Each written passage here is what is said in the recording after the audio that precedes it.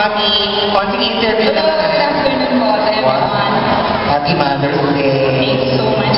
Parang hindi pa ako nanay. Sabi mo kanina yun. Hindi na po ako pwede maging nanay. Diba? Napaka-Korean look naman ni Mommy. Oh.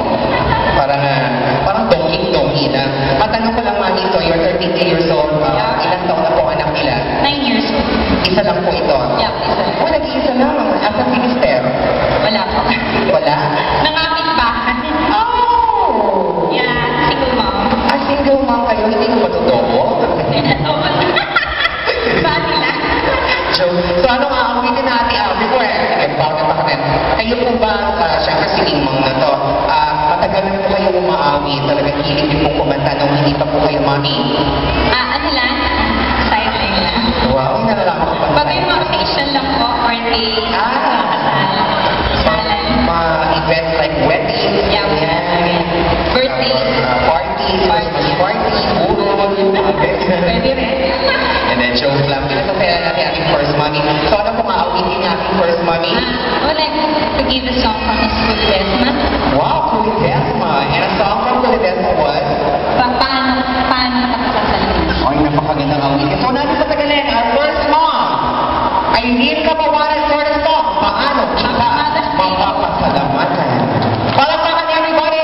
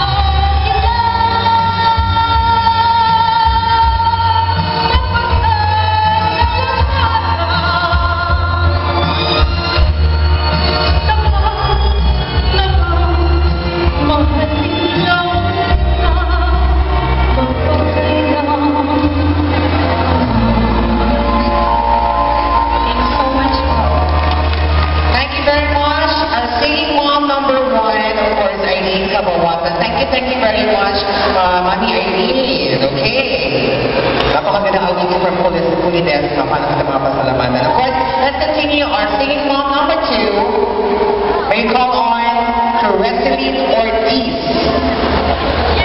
Cresseline Ortiz.